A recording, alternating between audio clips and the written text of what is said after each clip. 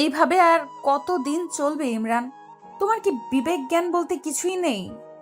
বরাবরের মতো নিশ্চুপ আমি। আজব ছেলে তো তুমি। আমার প্রশ্ন কানে যাচ্ছে না তোমার নাকি? হ্যাঁ, চিৎকার শুনে আমি ভয়ে চুপসে আছি, আর পার্কের সবাই চেয়ে আছে আমাদের দিকে। হয়তো মজা নিচ্ছে সবাই। দেখো আমার পক্ষে আর রিলেশন রাখা সম্ভব না। কেন? কেন তা জানিস না তুই? তোর মতো ছেলে আমার পায়ের নিচে পড়ে থাকে, বুঝছিস? ভাবছিলাম প্রেম করে পরে তোরে শুধরে নিব, কিন্তু শুধরানো তো কি, উল্টো আরো খ্যাত হতে লাগলো। ছোট লোক, তোর কাছে শার্ট চেঞ্জ করারও টাকা নেই নাকি? হ্যাঁ, হয়েছে নীলা, প্লিজ থামো এবার। এসব আর ভালো লাগছে না। দেখতেছো সবাই প্রেম করতে, দেখতেছে সবাই প্রেম করতে, কিন্তু তুমি এগিয়ে এসেছো।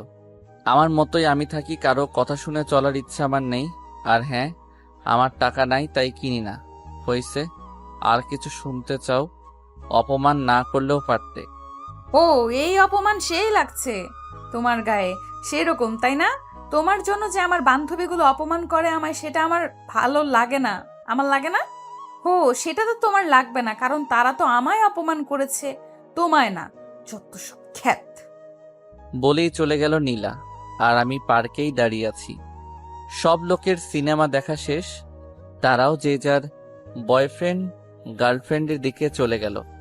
হয়তো তারা ভাবছে মেয়েটাই বা এতদিন কি করে রিলেশনে ছিল এই উজবুক ছেলেটার সাথে। গাধা একটা এখন। আমার পরিচয়টা দেই, আমি ইমরান, ইন্টার দ্বিতীয় বর্ষের ছাত্র।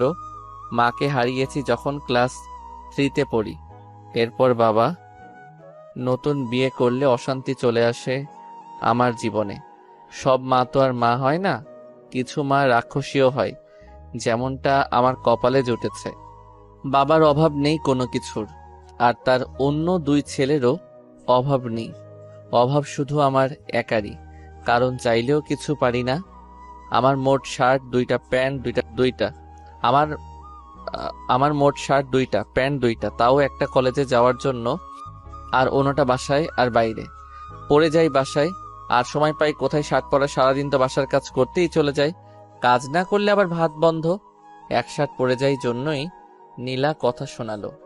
আজ মাঝে মাঝে কথাগুলো অসহ্য লাগে। শুধু নীলা না, আরো অনেক মেয়েই বলেছে মাঝে মাঝে ইচ্ছে করে নিজেকে পাল্টাই, কিন্তু কিভাবে পাল্টাবো? আমার কাছে তো আর টাকা নেই। বাবাও মায়ের কথায় উঠে আর বসে, তাই আমার কথা আর ভাবেও না খুব অবাক লাগে আমার। যেখানে আমি চোখের মনি ছিলাম সেখানে আজ।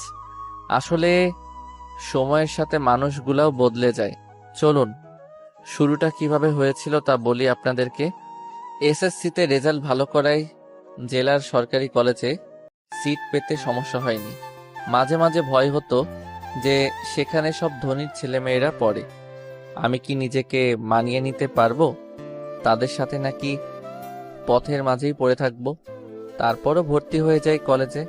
প্রথম দিন কলেজে গেলে সবাই ঘুরে ঘুরে দেখতে থাকে আমায়। মনে হয় যে ইমরান নামের ছেলেটা অন্য গ্রহ থেকে এসেছে। দোস্ত, ছেলেটাকে দেখ, কি যে অবস্থা! এই কলেজে চান্স পায় কিভাবে এরা? হুম, শরীরের ড্রেস আপের সাথে চশমাটা যা মানিয়েছে না, দেখ। আমি কিছু না বলে চুপচাপ ক্লাস করতাম আর বেরিয়ে আসতাম। তাছাড়া কি বা বলতাম? এসব তো ছিল প্রতিদিনের ব্যাপার। কলেজে আসলে এক প্যারা, আর বাসায় আর এক প্যারা। শুরু থেকেই বলি, আমার ব্যাপারে তো জেনে গেছেন। আমি ইমরান, বাবা ধনী হলেও আমি গরিব। আর নীলা অনেক ধনী পরিবারের মেয়ে, সে দেখতেও অনেক কিউট। আমার মতো সে হাবলু টাইপের না, অনেক আধুনিক মেয়ে সে। পড়ালেখায় তেমন ভালো না। বন্ধুদের আড্ডায় সবার আগেই পাওয়া যায় ও। সারাদিন ওদের সাথে হই হুল্লোড় করে বেড়ানোই ওর কাজ। আমি যতক্ষণ কলেজে থাকতাম একা একাই কাটাতাম। ক্লাসের সবাই যখন আড্ডা দিচ্ছে তখন দেখা যেত কোনো কোণে বসে থাকতে। একদমই চুপচাপ থাকার চেষ্টা করতাম, আর তখন ক্লাসের সবাই মজা করতো আমায় নিয়ে। বলতো যে ওই দেখ, খ্যাতটা আসছে। তবে এই কথাগুলো নীলার খারাপ লাগতো। এমন কথা শুনে নীলার মনে একটু মায়া জন্ম নেয়। ও ভাবে একে ভালোবেসে তারপর সবকিছু পরিবর্তন করে দিবে। অন্য 8-10টা ছেলের মতো ইমরানও সবার সাথে কথা বলবে, আড্ডা দিবে।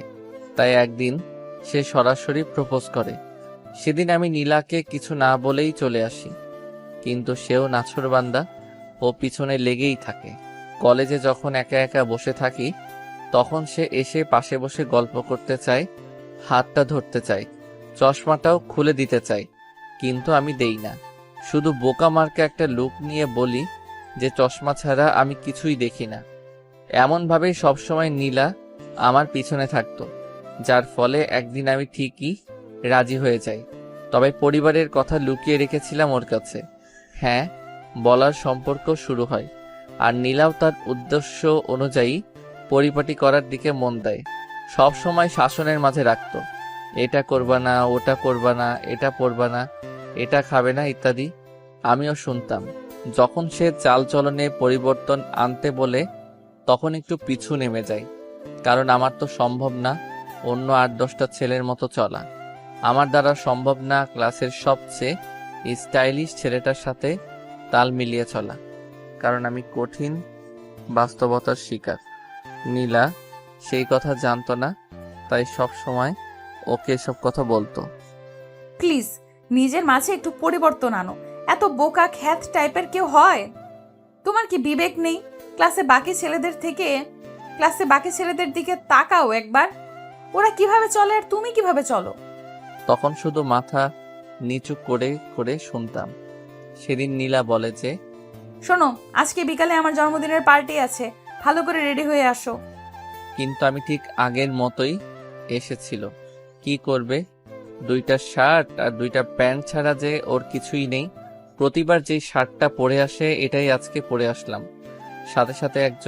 সাথে আছে একজন আদর্শ বোকা মানুষের সকল উপাদানগুলো। নীলা তখন অনেক রাগী চোখে আমার দিকে তাকায়। পরে বাধ্য হয়েই নিয়ে যায়, পুরনো বান্ধবীদের সাথে দেখা করে, আমাকেও পরিচয় করিয়ে দেয়। কিন্তু আমাকে দেখেই সবাই অন্য চোখে ওর দিকে তাকায়। এখানে যারা এসেছে সবাই উচ্চ পরিবারের, কিন্তু আমি দেখেই মনে হচ্ছে ও কতটা সাধারণ। পায়ে আছে 100 টাকা দামের অতি সাধারণ জুতা। ওদের চাহনির উদ্দেশ্য বুঝতে পেরে আমি একটু দূরে গিয়ে দাঁড়াই। এদিকে ওর একটা ফ্রেন্ড বলে ওঠে, নীলা, তোর মতো একটা মেয়ে এমন একটা খ্যাতের সাথে প্রেম করবি এটা ভাবতেও পারিনি। এইটা কোনো ছেলে হলো? ওর দিকে তাকাতো একবার। সাথে সাথে বাকিরাও ওর সাথে তাল মিলায়, আর নীলা লজ্জায় একেবারে মাথা নিচু করে ফেলে। ও তার বন্ধুদের সামনে চলে আসে। আমিও সব কথা শুনেছি, তবে চুপ করেছিলাম, কারণ আমি জানতাম এমন কিছুই হবে। এটা নতুন কিছু না, এমন কথা শুনতে শুনতে অভ্যস্ত হয়ে গেছি। এরপর ওখানে না থেকে বাসায় চলে আসি। নীলা খুব রেগে গিয়ে বলেছিল, যদি কালকে শার্টটা পরিবর্তন করে না আসি তাহলে অন্য কিছু হয়ে যাবে। আমি তখন বলতে চাই আমার কথাগুলো, কিন্তু সেটা না শুনেই ফোন কেটে দেয়। খুব কষ্ট হচ্ছে আমার জন্য আজকে ওকে এতটা অপমানিত হতে হলো। ভাবলাম বাবার কাছ থেকে কিছু টাকা চেয়ে নিবে, যাতে করে নতুন একটা শার্ট কিনা যায়। কিন্তু বাবার রুমে গিয়ে দেখি প্রচন্ড ঝগড়া হচ্ছে তাদের, আর ঝগড়ার মূল কারণটাই হলাম আমি। ঝগড়ার এক পর্যায়ে মা বলে ওঠে, কি পেয়েছো তুমি? এটা আমার সংসার, তাই এখানে আমার অর্ডারে শুধু চলবে।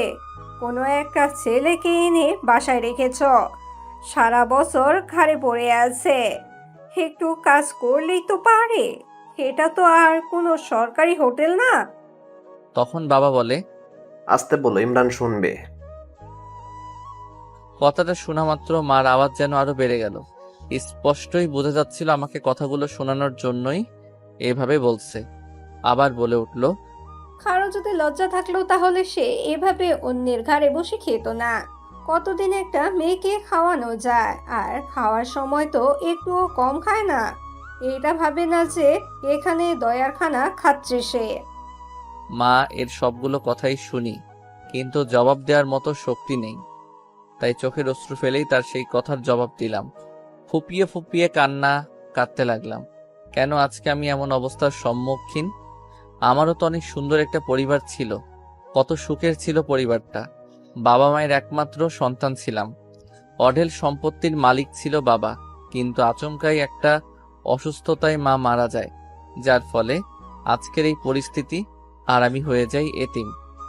লাবিব তখন ছোট ছিল, তাই সেই সুযোগে তার চাচা তাদের সব সম্পত্তি নিয়ে যায়।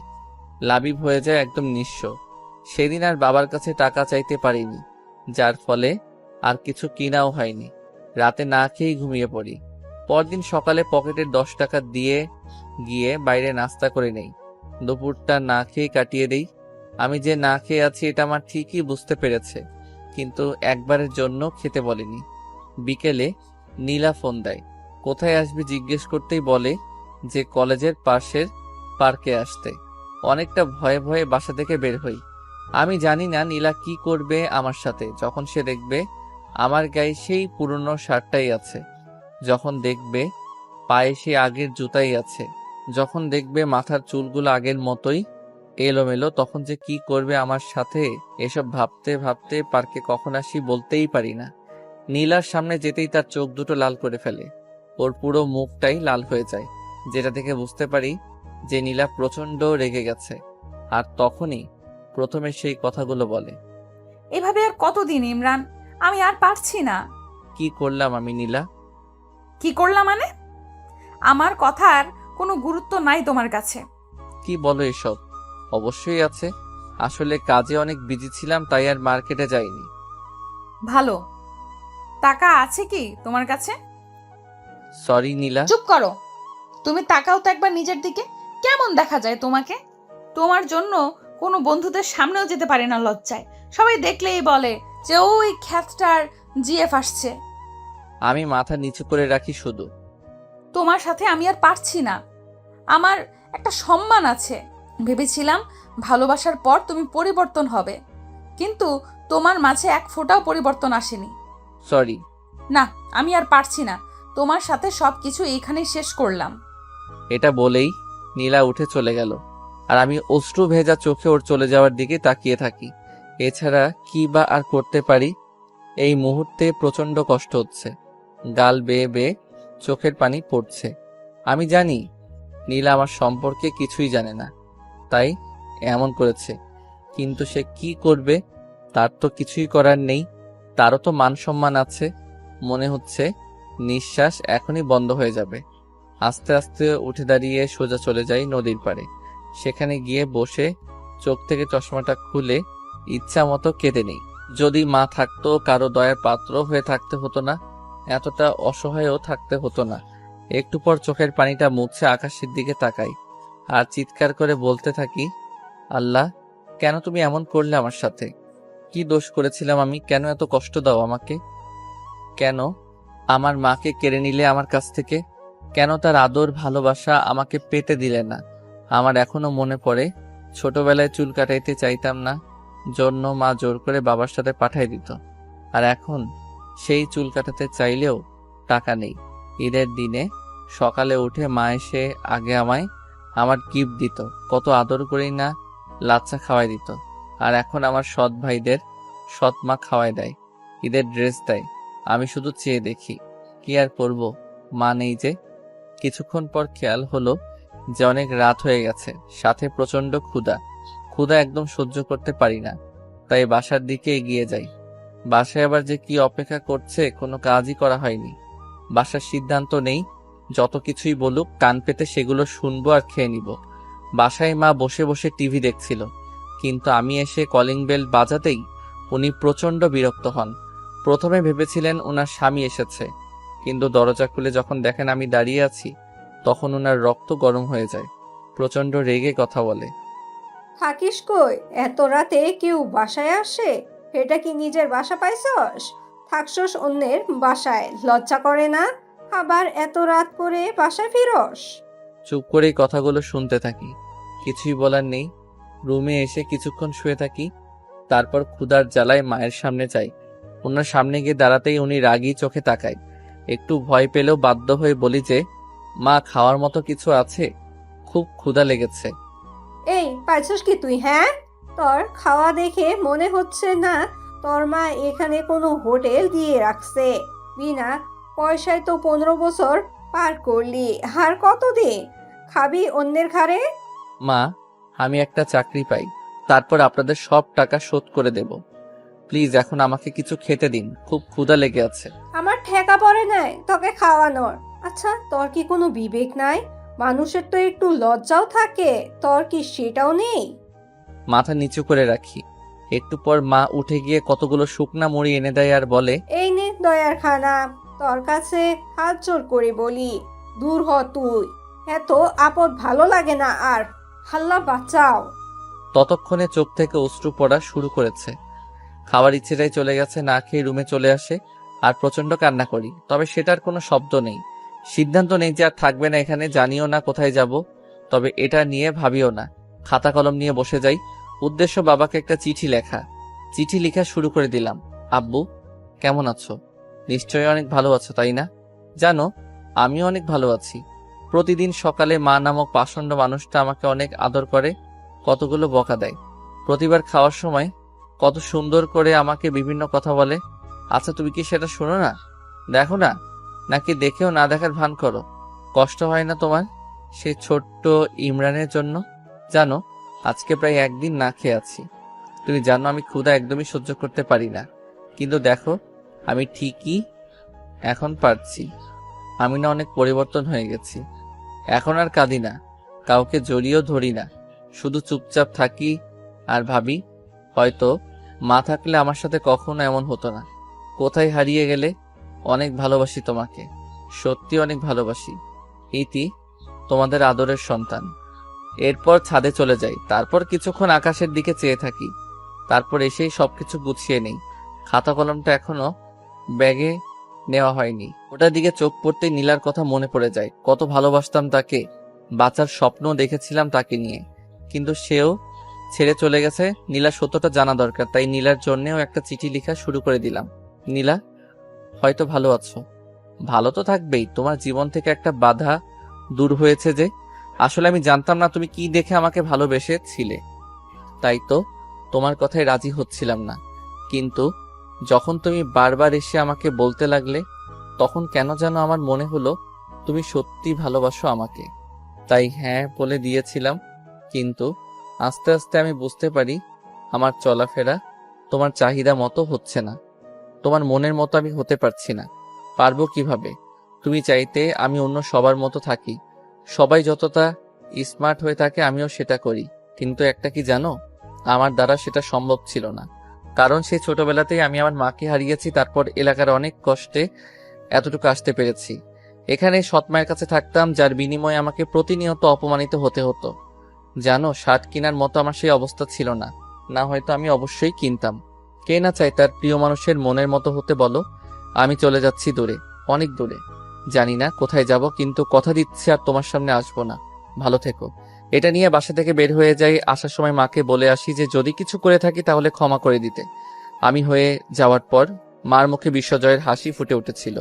চিঠিটা নিয়ে সোজা নীলাদের বাসায় চলে আসি। দারোয়ানকে চিঠিটা নীলাকে দিয়ে দেওয়ার জন্য বলি, তারপরে সামনের দিকে পা বাড়াই।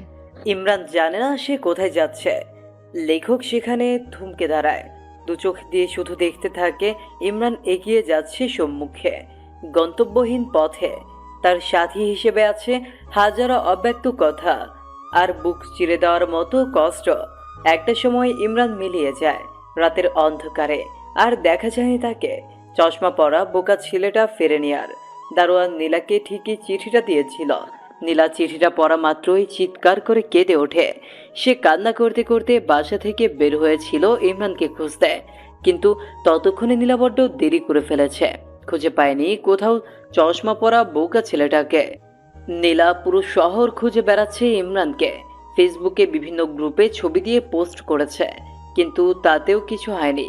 মাঝে মাঝে ভাবে যে ইমরান আছে কি পৃথিবীতে। না, ইমরান যেতে পারে না। ঠিক এই বিশ্বাসটা নিয়েই খুঁজতে থাকি ইমরানকে। কিন্তু এই পৃথিবীতে এত মানুষের ভিড়ে কাউকে খুঁজে পাওয়া কি এতটাই সোজা? এভাবেই চলতে থাকে দিন। আর দেখতে দেখতে পরীক্ষাও চলে আসে। নীলা ভাবে ইমরান হয়তো এইচএসসি পরীক্ষা মিস করবে না, তাই সে প্রতিটা দিন সবার আগে এক্সাম হলে চলে যায়।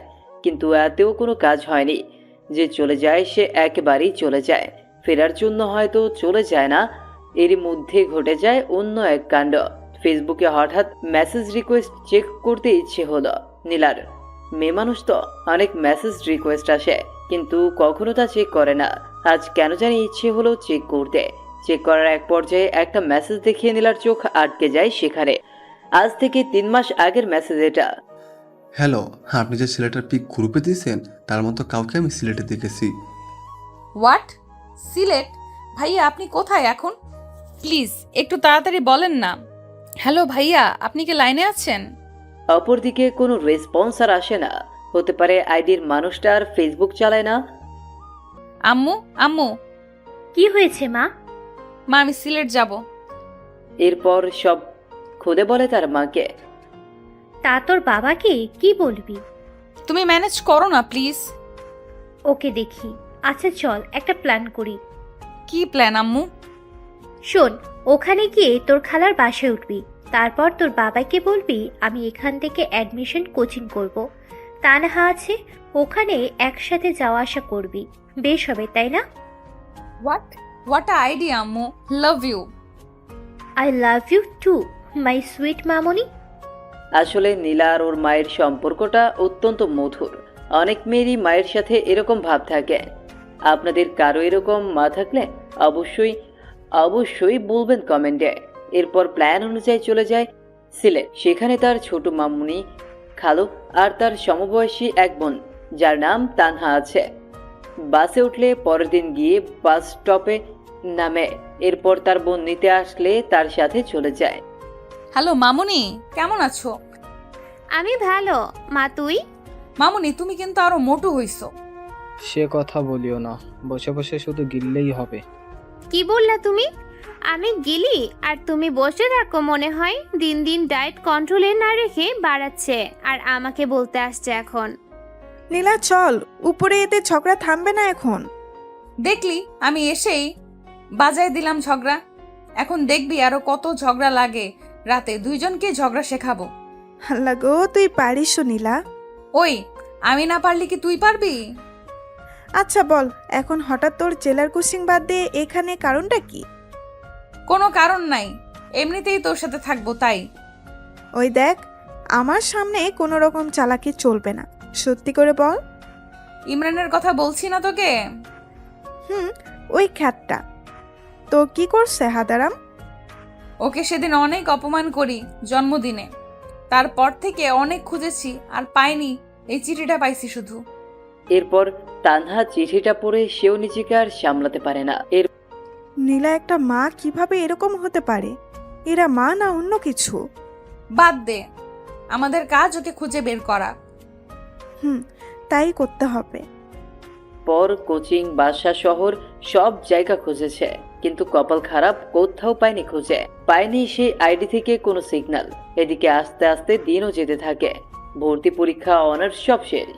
ইমরানের কথা মনে করতে করতে যে কিভাবে 4টা বছর কেটে গেল নীলার জীবন থেকে। মাঝে মাঝে এইসব মনে করে অনেক হাসি পায়। নীলা এতদিন যে খোঁজেনি তা কিন্তু না। প্রতিটা দিন যেখানে গেছে সেখানেই খুঁজে বেরিয়েছে কিন্তু পায়নি। দেশের প্রায় সব জায়গায় খুঁজেছে নীলা। মাঝে মাঝে ভাবে যে সামান্য দেশের মানুষগুলোর মাঝে নিজের ভালোবাসাকে খুঁজে পাচ্ছে না। তাহলে কি ভালোবাসলো সে? নীলা মা, ওর তাড়াতাড়ি, আজ তোর ইন্টারভিউ না? আজ নীলা জবের ইন্টারভিউ দিতে যাচ্ছে। জীবনে যাই হোক, কখনো পড়াশোনার সামনে মাথা নত করেনি, তাই আজ এই জায়গায় এসে দাঁড়িয়েছে। হ্যাঁ আম্মু, উঠতেছি। আয় নাস্তা খেয়ে নে। উফ আম্মু, সকালে ডিম খেয়ে গেল, ইন্টারভিউ ডিম পাবো। চুপচাপ খেয়ে নে। ওকে ওকে। আম্মু আম্মু, গেলাম আমি। বাবা কোথায়?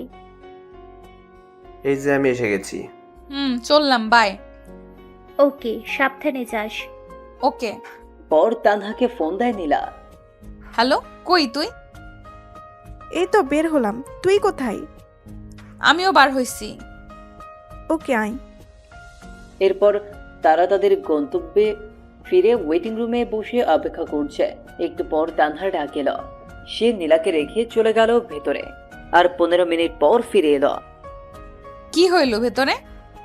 চাকরির কি হইল জানি না, তবে ক্রাশ খাইছি রে। হইছে, থাম। তোর বয়ফ্রেন্ড জানলে আত্মহত্যা করবে, এমনিতেই যে ঢঙ্গি সে। ওই আমার বিএফকে নিয়ে বাজে বলবি না, আর যাই বলিস অফিসের বস দেখতে সেই। এই অফিসে কাজ করতে পারলে জীবন ধন্য হবে যে। হইছে হইছে, থাম, আমার সিরিয়াল আসছে, আমিও গিয়ে দেখে আসি তোর ক্রাশকে। আসবো স্যার? জি আসেন। ভেতরে গিয়ে নীলাও ক্রাশ খেয়ে যেন কথা বলার ভাষা হারিয়ে ফেলেছে সে।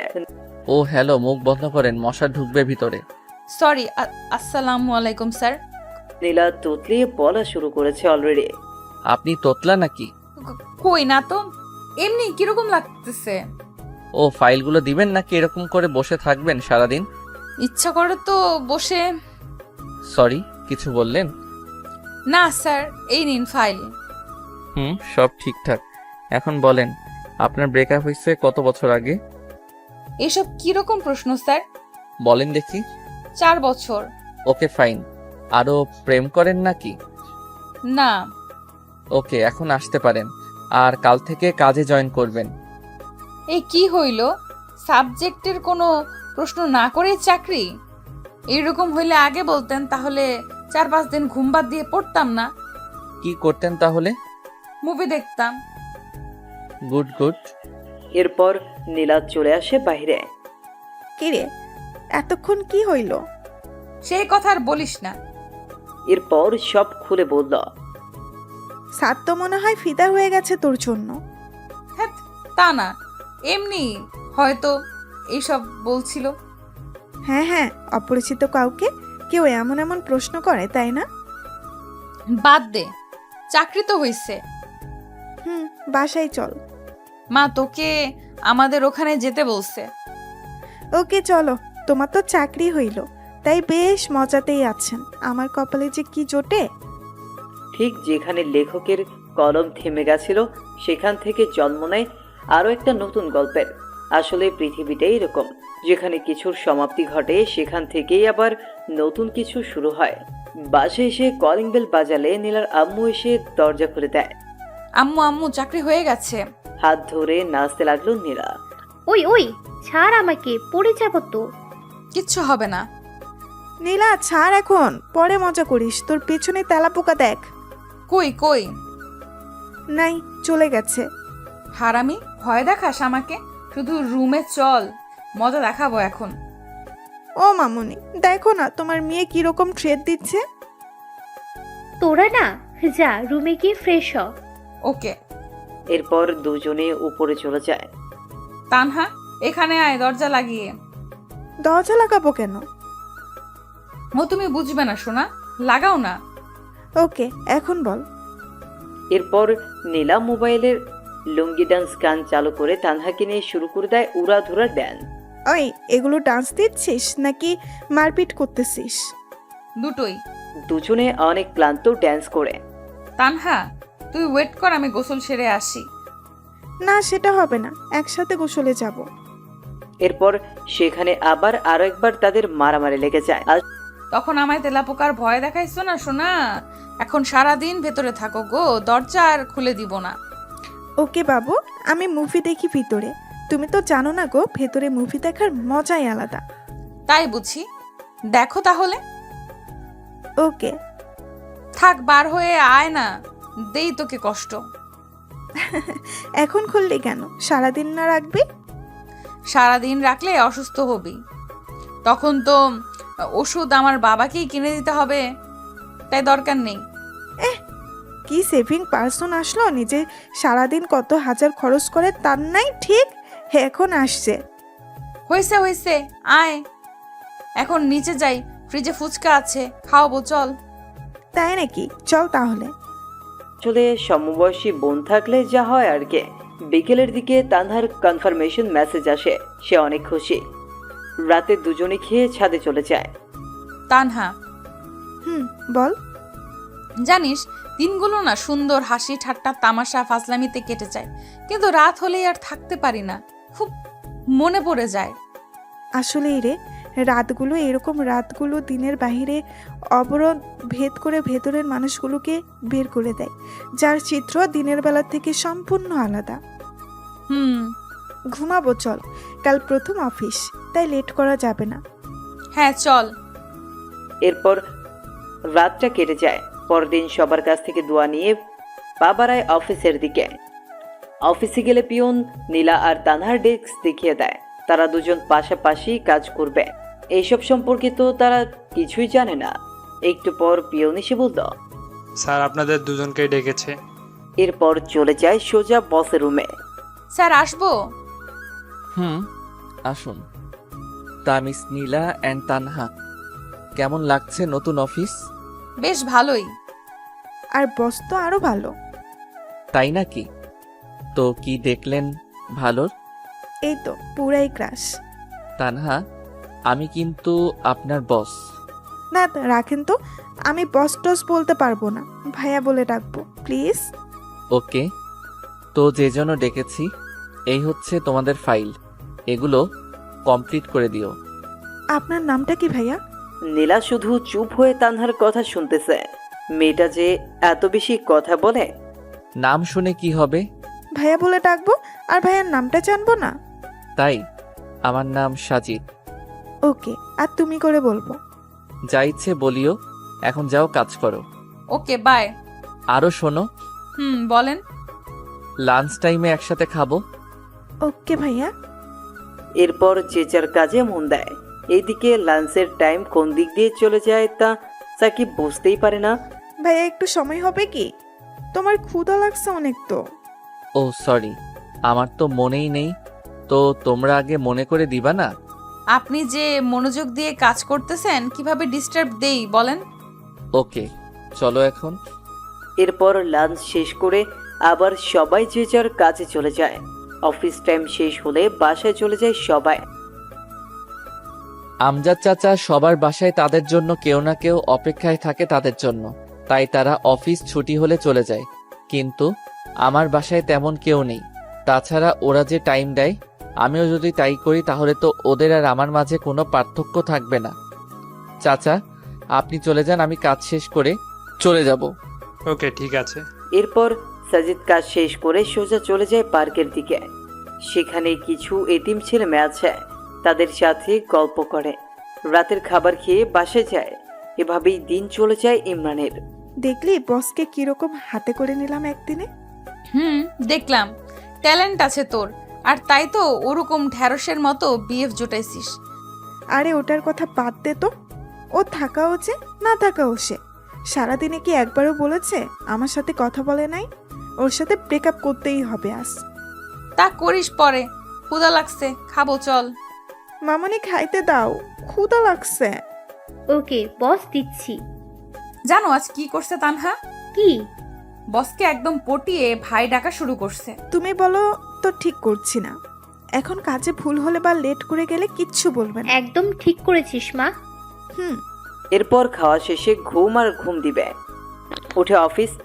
আবার আগের দিনের মতো বস রুমে চলে যায় তারা। আগের দিন তো সাজিদ ডাকেনি, তানহা নিজেই চলে গেছে। ভাইয়া আসবো? আসো। কেমন আছো ভাইয়া? আলহামদুলিল্লাহ, তোমরা? কাজ করতে করতে বলল, আমরাও ভালো। ভাইয়া তুমি কি সবসময় কাজ করো এমন? এটা ছাড়া তো আর কোনো কিছু নেই জীবনে, তাই এটাই করি শুধু। জীবনে বলতে? ওসব তোমাদের বুঝতে হবে না। তো ভাইয়া কাল বাসায় গেছো কয়টায়? 9টার দিকে। এতক্ষণ কি অফিসে ছিলা? মাগরিবের পর অফিস থেকে বার হইছি। এরপর কি করছো যে বাসায় যেতে এত লেট হইছে? তোমাকে জানা লাগবে না এত কিছু, নিজের কাজ করো যাও। ভাইয়া আমি না তোমার বোন, আমাকে বলবো না? দেখো কোনো ইমোশনাল ব্ল্যাকমেল করবা না, কাজে যাও, লাঞ্চে কথা হবে। ধ্যাত। এরপর নীলা তানহা চলে আসে। কি ভাব নিয়ে কথা বললো দেখছিস, আর তুই তারপরও আগ বাড়িয়ে কথা বলছিস।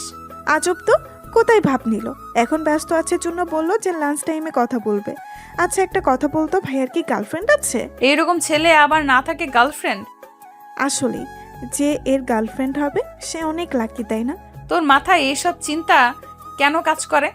চুপচাপ কর। এরপর লাঞ্চ টাইমে খাওয়া শেষ করে একটু গল্প করে আবার কাজে লেগে পড়ে। আস্তে আস্তে অফিসের সময় শেষ। আচ্ছা চাচা, আমাদের বস কি প্রতিদিন এরকম লেট করেই বাসায় যায়? মা, তো লেট করার কারণ কি? উনি বলেন যে আমিও যদি কর্মচারীদের মতো একই সময় দেই তাহলে তারা আমার আর মধ্যে পার্থক্য কি? আর বাসায় কেউ নেই, তাই যত সময় পাই কাজে লাগাই। আর কি কি করেন উনি? এই তো প্রতিদিন পার্কে যাব, এতিম ছেলেদের সাথে গল্প করব, তাদের সাথে খেলে খাওয়া দাওয়া করে তারপর বাসায় যাই। ওকে চাচা, ভালো থাকবেন। যাই তাহলে। ঠিক আছে মা, সাবধানে যেও। নীলা আসছে, ছেলেটা অন্যরকম। যতই তার বিষয়ে জানতেছি ততই ব্যাপারটা ঘোলাটে লাগতেছে। প্রপোজ করবো নাকি বলতো? তুই না ভাইয়া বলিস? ভাইয়ার জন্য কি প্রপোজ করা যাবে না? ওই আমার কোন জন্মের ভাই? হ্যাঁ, আজীব মানুষ তুই রে, যা ইচ্ছা কর। এরপর তারা আবার পরের দিনের জন্য প্রিপারেশন নিচ্ছে। অফিসে গিয়ে তানহা সোজা চলে গেল সাজিদের রুমে। হাই কেমন আছো? ভাই, একটা কথা বলি। বলো। ধরো আমি যদি তোমায় প্রপোজ করি তখন তুমি কি করবা? দেখো, এরকম মন মানসিকতা নিয়ে যদি এখানে আসো তাহলে আসতে পারো। এখন এটা অফিস, প্রেম করা জায়গা না। আর হ্যাঁ, আমি তোমায় বোন ভাবি, অন্য কিছু না। আর এর থেকে বেশি বাড়াবাড়ি করলে এটাও হারাবা। সো বোনের মতোই থাকো, এতেই ভালো। ওকে। এটা বলেই তানহা চলে গেল নিজের ডেস্কে। নীলাকে সব খুলে বলতেই হাসতে হাসতে শেষ। এই কুত্তি, হাসিস কেন? হাসবো না তো কি করব? উচিত শিক্ষা হইছে তোর। আজকে যা প্রপোজ কর, হারামি একটা। জিহবা বাকিয়ে ওয়াশরুমে গেল তানহা। এরপর কাজ করতে করতে লাঞ্চের সময় চলে আসে। ভাইয়া খাবো, চলো। আমার ক্ষুধা নেই, তুমি যাও। সাজিদের কথাই দেখে বোঝা যাচ্ছে যে সে অনেকটা রেগে আছে তানহার উপরে। ভাইয়া প্লিজ চলো না। যেতে বলছি না তোমায়, তুমি যাবা। তানহা ভয়ে চলে গেল। একটু পর নীলা গেল তার বস রুমে। স্যার আসবো? হ্যাঁ নীলা, আসো। স্যার খাইতে চলেন না প্লিজ। আপনি না খেলে ওদিকে তানহাও খাবে না বলতেছে। প্লিজ চলেন না। ওই খাবে না কেন? বলতেছে ভাইয়াকে ছাড়া বোন খায় নাকি, প্লিজ চলেন। যদি এটাই ভাবতো তাহলে আর এরকম কাণ্ড করতো না। ওটা ভুল হয়ে গেছে, এখন চলেন তো। আর ওর এ দোষটা কোথায়? যে কোনো মেয়ে আপনাকে দেখলে ক্রাশ খেয়ে যাবে। আপনি হয়তো জানেন না আমাদের এখানে কত মেয়ে লুকিয়ে লুকিয়ে আপনাকে দেখে। হইছে, চলেন তো এখন। এরপর খাওয়া শেষে চলে যায় যে যার কাছে। একটু পর পিয়ন এসে বলে গেল কাল মিটিং আছে, সবাই যেন তাড়াতাড়ি চলে আসে অফিসে। কাজ শেষ করে শেষে সবাই চলে যাচ্ছে যে যার বাসায়। কি মা, তোমরা দাঁড়িয়ে যে বাসায় যাবা না? না চাচা, বসের সাথে যাব। কেন, কোনো কাজ আছে নাকি? না, এমনি। ওকে দাঁড়াও, আমি বলতেছি। তোমরা অপেক্ষা করতেছো? চাচা তাড়াতাড়ি আসতে বলেন। একটু পর সাজিদ বাইরে চলে আসলো। কি তানহা, বাসা না গিয়ে এখানে কেন এখনো? তোমার সাথে যাব তাই। কিন্তু আমি তো এখনই যাব না, এখান থেকে পার্কে, তারপরে রাতে বাসায় যাব। কেন, পার্কে কি স্পেশাল কেউ আছে নাকি যে আমরা গেলে সমস্যা হবে ভাইয়া? হারে তা না, ওকে চলো। আচ্ছা ভাইয়া, তুমি এতটা গুছালো কি করে? ও তাহলে এসব বলার জন্য সাথে আসছো? আরে তা না, বলো না ভাইয়া প্লিজ। চুপচাপ চলো। একটু পর তারা পার্কে পৌঁছে গেল। আর সাজিদ পার্কে যেতেই সব ছেলে মেয়েগুলো চলে আসলো। এরা কারা? কেন দেখতে পাচ্ছ না? তা তো দেখতেছি, কিন্তু তোমার সাথে কি? এরাই আমার ভাই বোন বন্ধু। আমার মতো এরাও একা, তবে একটা পার্থক্য আছে। আমি মা বাবাকে হারাইছি, আর এদের মা বাবা এদের ফেলে দিয়েছে। সমাজে এদের অগ্রাধিকার নেই, কারণ এরা নোংরা ভালোবাসার ফসল। এটাই তো আমাদের দেশ। বুঝলাম। যখন ফ্রি থাকি আমি এখানে চলে আসি, এদের সাথে কথা বলি, খেলি, অনেক ভালো লাগে। চলো ওই দোকানে যাই। নীলা পাশে দাঁড়িয়ে শুধু দেখতেছে আর অবাক হচ্ছে। দোকানে কেন? ওখানে এরা প্রতিদিন 3 বেলা খায়, যা ইচ্ছা খায়। আমি রাতে এসে বিল দেই। ভেরি গুড ভাইয়া। আসলে যাদের এদের বাসা থাকা দরকার তারা থাকে না। মানুষ কেমনে পারে এত নোংরা হতে? কয়েকদিন আগেও দেখলাম যে ড্রেনের বাড়িতে বাচ্চার লাশ। তাদেরকে একবারও মনে হয় না শিশুটা বড় হলে কি খেয়ে বেঁচে থাকবে?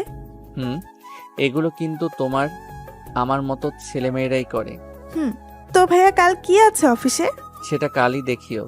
ভাইয়া আমার না কিছুদিন ছুটি লাগবে। শুধু তোমার, এই ম্যাডামের লাগবে না? স্যার, আমারও লাগবে। তো এরকম স্ট্যাচু হয়ে আছেন কেন?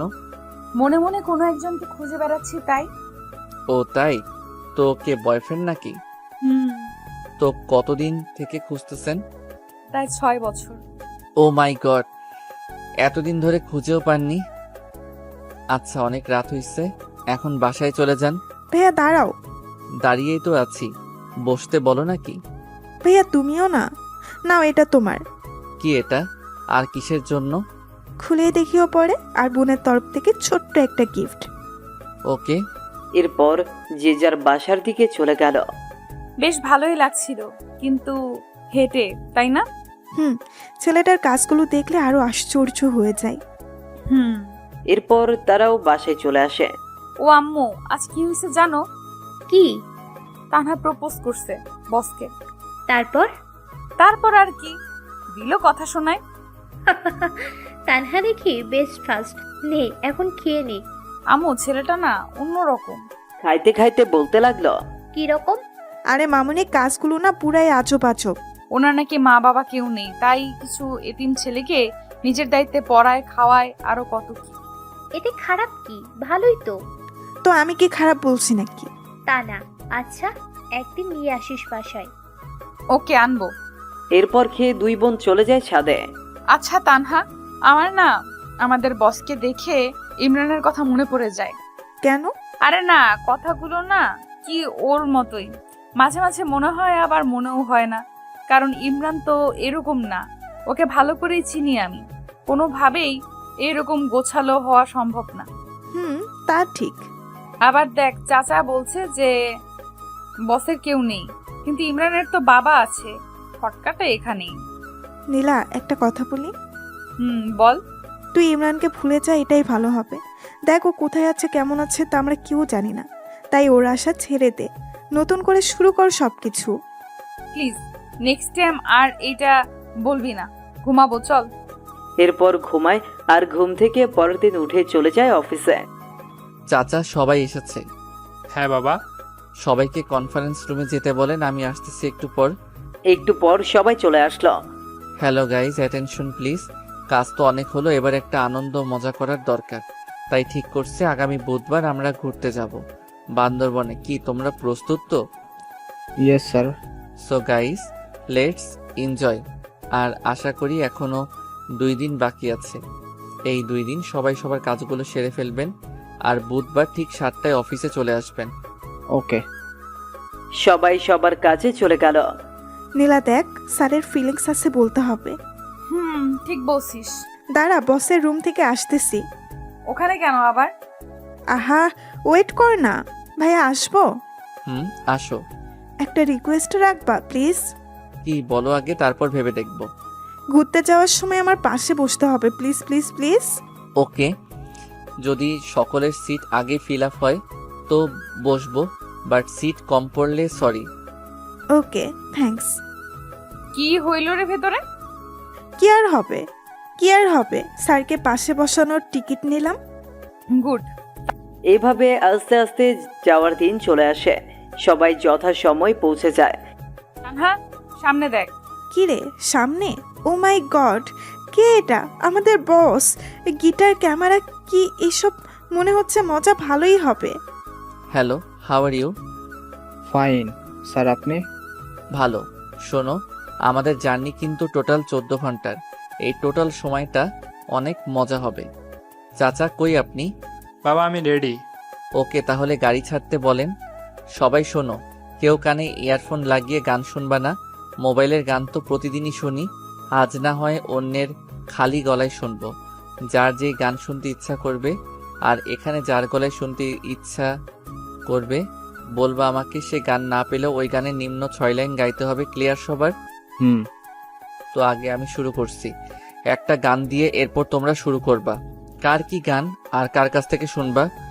ওকে। এরপর সাজিদ আস্তে করে গিটার হাতে নিয়ে সুন্দর একটা সুর তুলে বলতে শুরু করলো। চোখে চোখ রেখে বসে আছি এভাবে, দেখো না কি তুমি আমার মনে যে কে, আমার চোখে কি দেখোনি?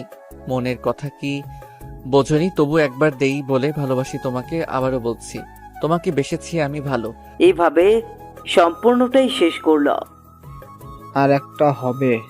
আরে না, এখন আমি রিকোয়েস্ট করব আমাদের চাচাকে একটা গান বলতে। চাচা আজ না করতে পারবেন না। ইয়াহু। চাচা শুরু করেন। এরপর চাচা শুরু করলো মাইলসে ফিরিয়ে দাও গান। কি চাচা, কাকে বলতেছেন এই বয়সে প্রেম ফিরিয়ে দিতে? সবাই তো হাসতে হাসতে শেষ। কই, কাউকে না তো। আমি গান বললাম। আমি বুঝছি চাচা, এই বয়সে কাকে মন দিলেন? স্যার, আমাদের সকলের একটা প্রশ্ন আছে। কি প্রশ্ন? আপনি কিভাবে এই কম বয়সে একটা কোম্পানির মালিক হলেন? মানে আপনার জীবনী নিয়ে জানতে চাই। ওটা শেষে বলবো, এখন গানের পর্বটা শেষ হোক।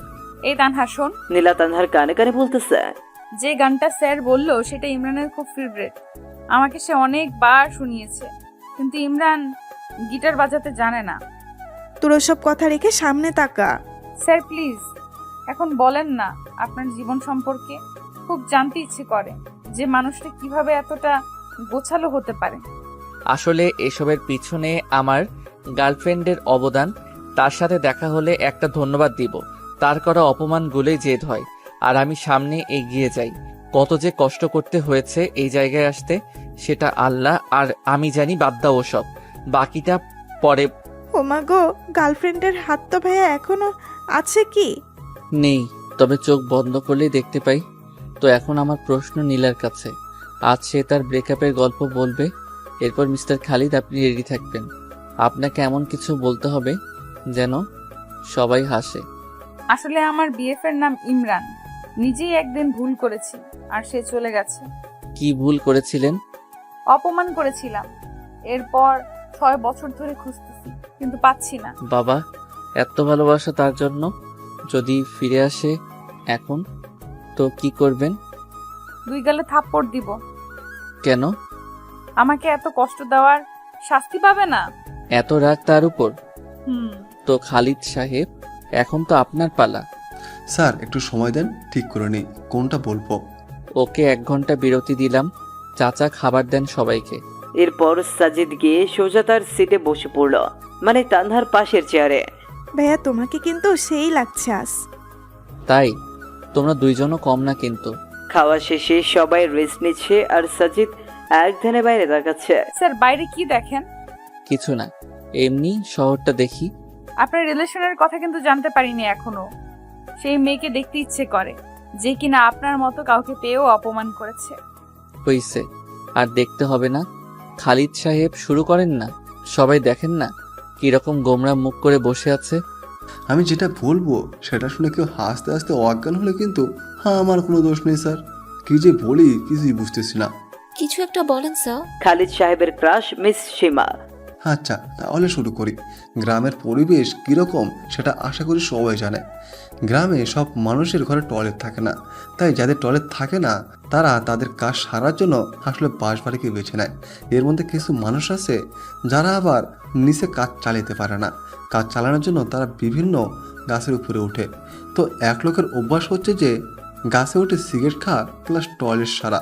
প্রতিদিনের মতো সেদিন বাসবাড়িতে গেলে সেদিন এক অন্যরকম কিছু ঘটে। কিরকম? সবাই আগ্রহ নিয়ে শুনতেছে আসলে কি হতে চলেছে। সেদিন তিনি চারপাশ দেখে সুন্দর গাছে উঠে গেল। তারপর আস্তে আস্তে সিগারেটের টান আর কাজ শুরু করে দিল। এদিকে এক বৃদ্ধ আবার নিচে এসে বসে পড়েছে। উপরে যে একজন আছে তা লক্ষ্যই করেনি। এদিকে উপরের জন্য নিচের জনকে দেখে নাই, তাই যে যার মতো কাজ করতেছে। উপরের জন তখনও শুরু করতে পারে নাই, তাই জোরে চাপ দিয়ে কাজ নাড়া শুরু করেছে। এটা আবার নিচের জন দেখে উপরে যেই তাকাইছে ঠিক সময়ই জিনিসের সাথে তার মুখে চোখু উপরের জন তখনও বুঝতে পারে নাই যে নিচে কি হচ্ছে, তাই সে কাজ চালাইতেই লাগলো। আর নিচের জনের মুখ শেষ। কোনো রকমের নিচের জন মুখ তুলে বলল, ওই থামবো নাকি লাঠি দিয়ে গাছে উঠবো। এটা শুনে উপরের জন নিচে তাকায় দেখে যা কাজ এতক্ষণে সেরে ফেলেছে সে আর কে পায়।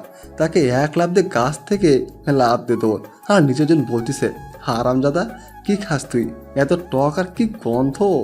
গাছে উঠে তোর টয়লেটের দৃশ্য আবার এক ভাই দূর থেকে ওপ্পো মোবাইল দিয়ে ভিডিও করছে। এরপর পুরো গ্রাম প্রচার। হা হা হা। কি শুনাইলেন ভাই? এরপর অন্য পর্ব শুরু হয়ে গেল। যে যার কাছে ইচ্ছা গান শুনতে যাচ্ছে আর সাজিদ সুন্দর করে গিটার বাজিয়ে যাচ্ছে, যা শুনে সবাই মুগ্ধ। এর মাঝেই তারা দুপুরের খাওয়া শেষ করে দিয়েছে। শোনো সবাই, আর অনলি 5 ঘন্টা রাস্তা আছে। এই সময়টা সবাই একটু রেস্ট নাও।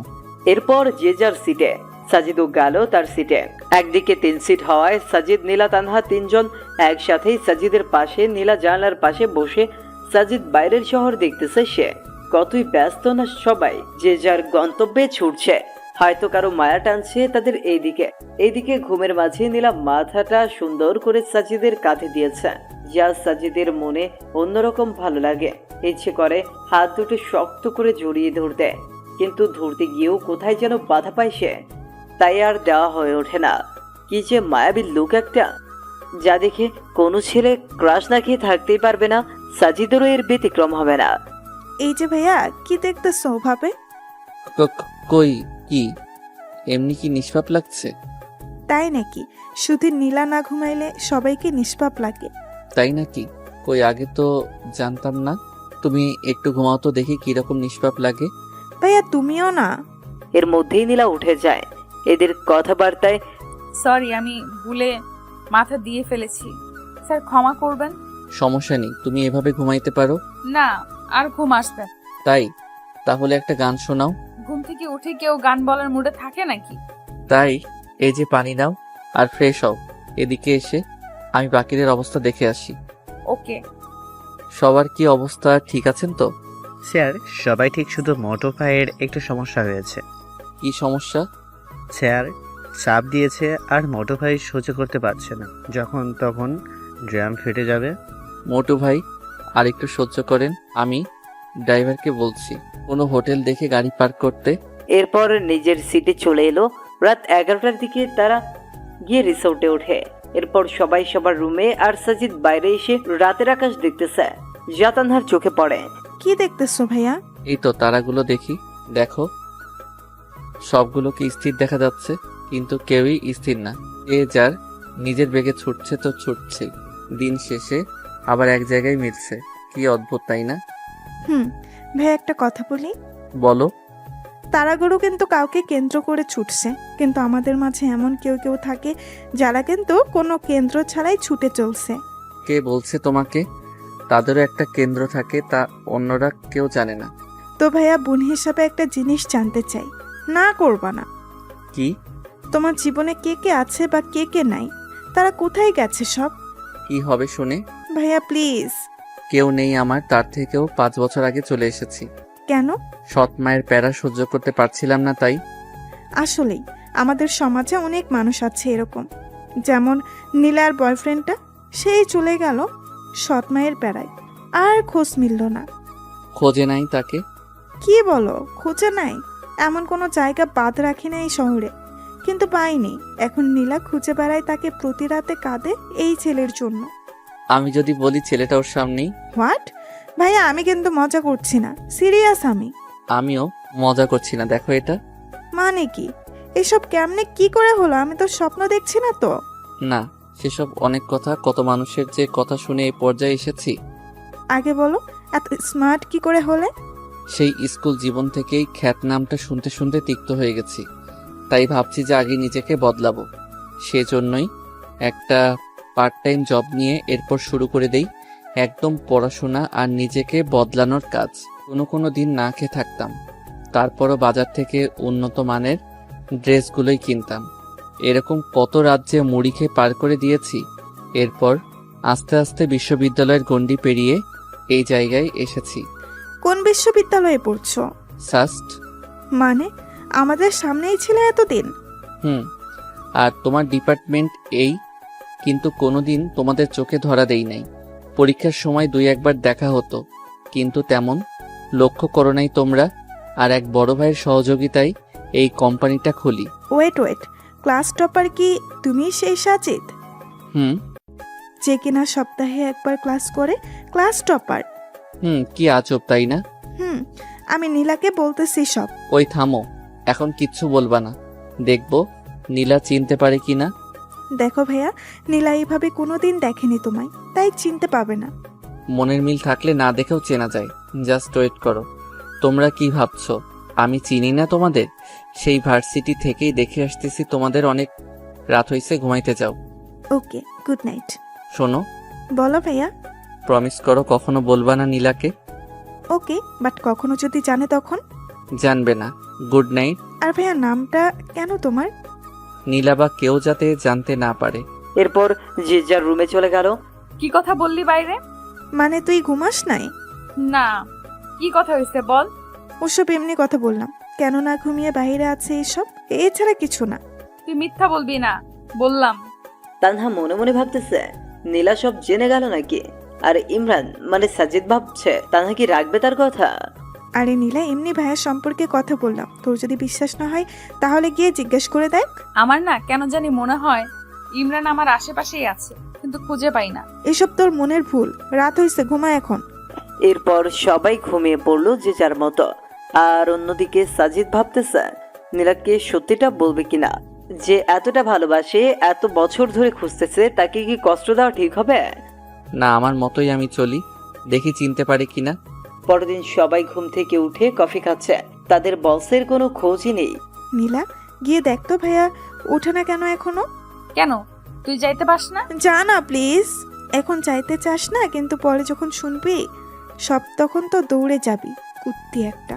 তানহা পরের কথাগুলো মনে মনে বলল। ওই কিছু বললি তুই? কই না তো, তুই গিয়ে দেখ না প্লিজ।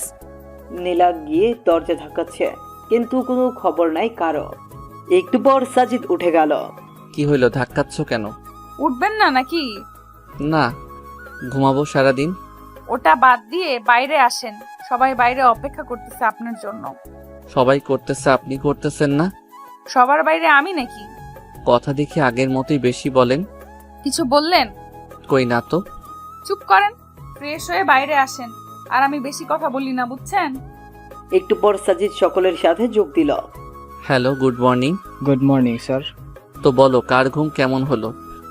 স্যার কি আর বলবো, আমাকে রাখছেন এই মোটর সাথে। এই মোটর জ্বালায় ঘুমের খাওয়া হয় নাই। কেন, কি হয়েছে? স্যার সারা রাত বউয়ের মতো টর্চার করেছে। মানে? সবাই বিস্ময়ের চোখে তাকাচ্ছে। স্যার নেগেটিভ ভাববেন না, সারা রাত একবার হাত তুলে দেয়, একবার পা তুলে দেয়, গায়ে আর কি ওজন। কি খাস রে ভাই তুই? তোর বউ যে হবে তার জীবন শেষ। সবাই শুনে হাসতে লাগলো। তো সবাই রেডি হও, একটু পরেই আমরা বার হব। ওকে। এরপর সবাই ফ্রেশ হয়ে নাস্তা সেরে বের হলো বান্দরবন দেখতে। তানহা দেখ কতটা সুন্দর না? আসলেই সুন্দর। স্যার ওখানে যাব। ওকে চলো, সবাই চলো ওই জায়গায়। সবাই গিয়ে সুন্দর মজা করতেছে। এই ভাইয়া, ডিএসএল আর কি এমনি আনছো? ছবি তোলো না। ও সরি, পোজ দাও, আমি তুলতেছি। বা ছবি তো সুন্দর উঠতেছে, তানহা দেখে যাও। বাহ ভাইয়া, তুমি এত কিছু শিখলা কি করে? তানহা থামো তো। এইভাবেই আনন্দ করতে করতে রাত বয়ে আসে। রাতে আবার এক গানের আনন্দে মেতে ওঠে সবাই। সাজিদ একাই গান গেয়ে যাচ্ছে আর সবাই তা উপভোগ করতেছে। খুব ভালো গান বলেন তো আপনি। ধন্যবাদ, এখন সবাই ঘুমাতে যাও, কাল দেখা হবে। Good night. Good night sir. পরের দিন আবার সে এরকম করেই কেটে গেল। এর পরের দিন বিকেল থেকে রওনা হয় বাসার উদ্দেশ্যে। স্যার ঝগড়া লাগছে পিছনে। কার কার? মোটু ভাই আর রনি সাহেবের। এরা 203 নাকি সবসময় লেগেই থাকে। ঠিক বলছেন, 203। হুম, স্যার আপনাকে একটা কথা বলি। বলেন। বাসায় যেতে তো অনেক রাত হয়ে যাবে, দয়া করে কি পৌঁছে দিবেন বাসায়? আচ্ছা। ধন্যবাদ স্যার। শোনো সবাই, যাদের যাদের এনজয় করার ইচ্ছা আছে তারা সামনে চলে আসো।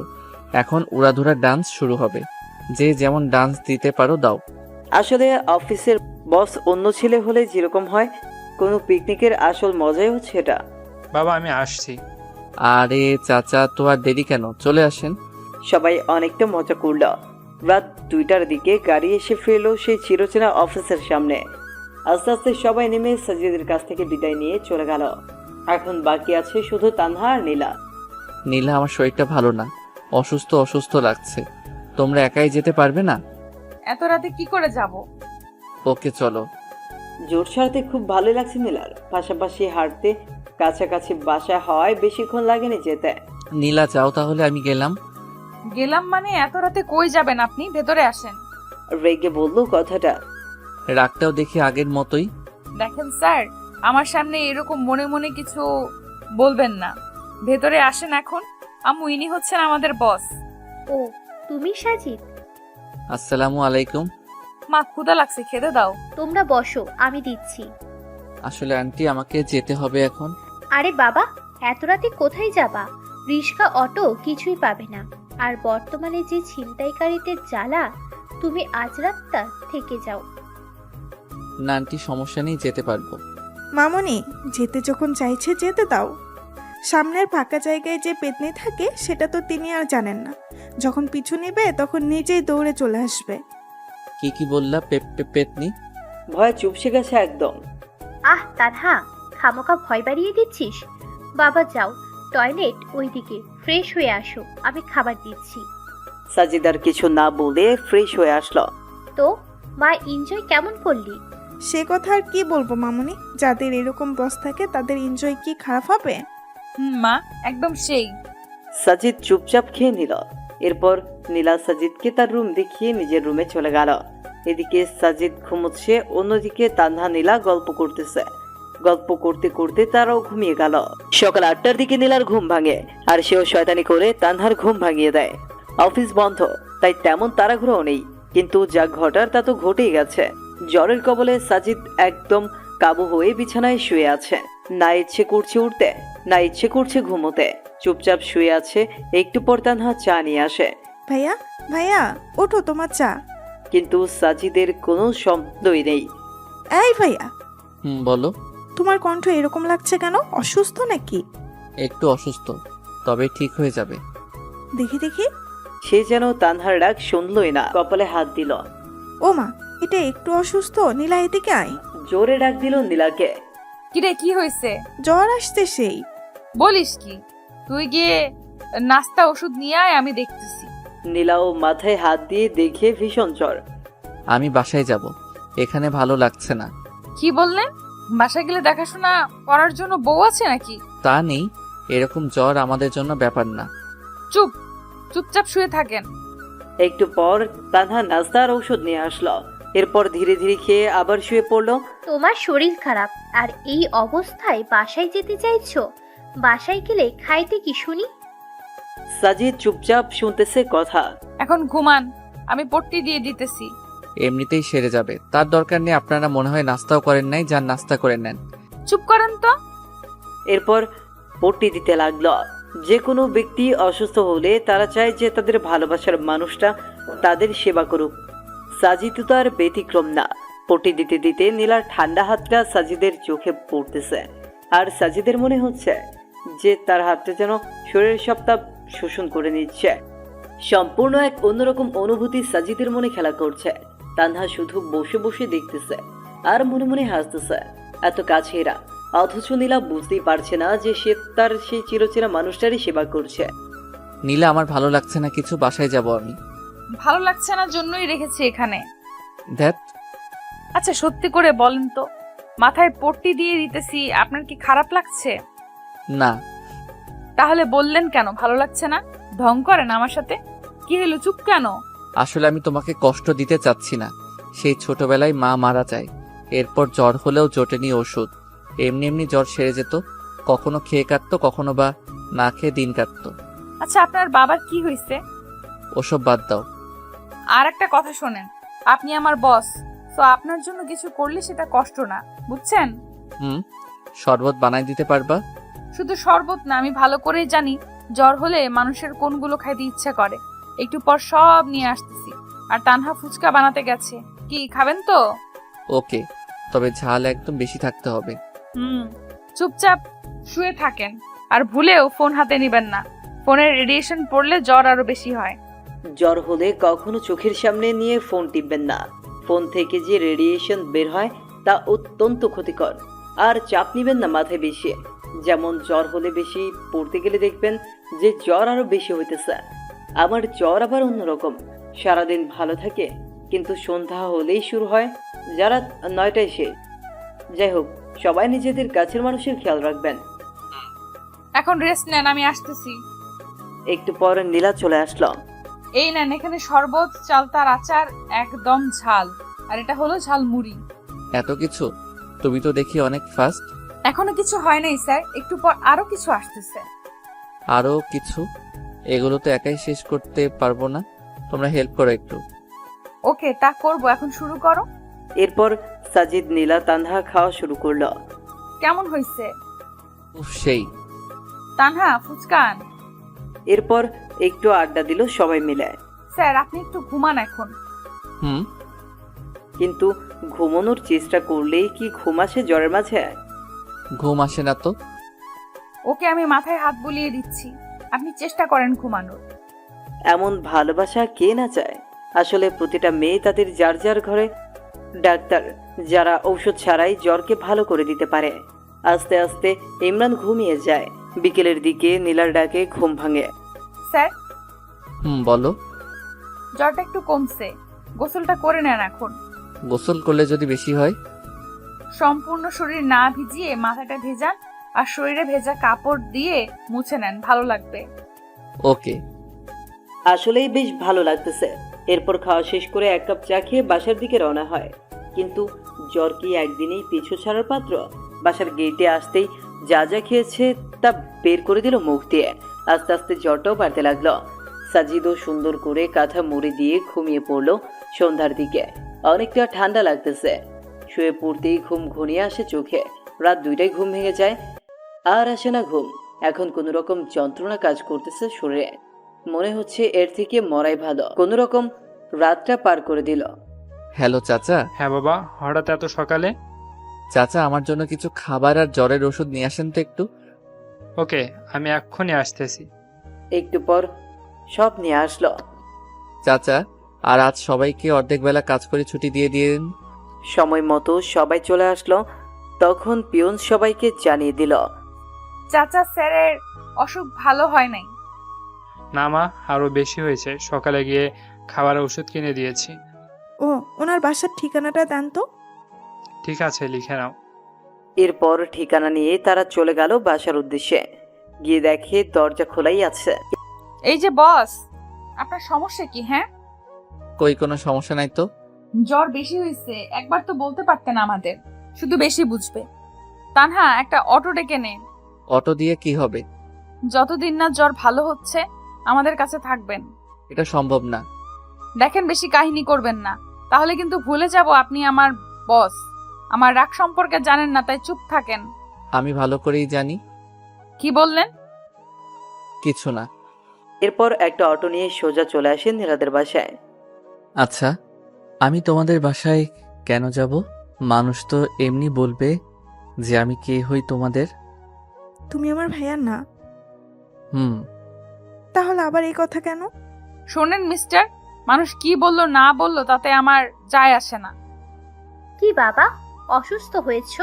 তা একবারও আমাদের জানানোর প্রয়োজন মনে করলে না? পরপর ভাবো আমাদের, তাই না? হুম, তা তো অবশ্যই। পৃথিবীতে কেউ কারো আপন নয়। মানে? আন্টি, সবাইকে তো একদিন মরতে হবে, যেমনটা আমার মা আমায় রেখে গেছে। হয়েছে, আর বেশি বয়ান ছাড়া লাগবে না। হুম। এখন রেস্ট নেন, আমি পানি নিয়ে আসতেছি। ভাইয়া দেখছো কি কেয়ার করতেছে তোমার।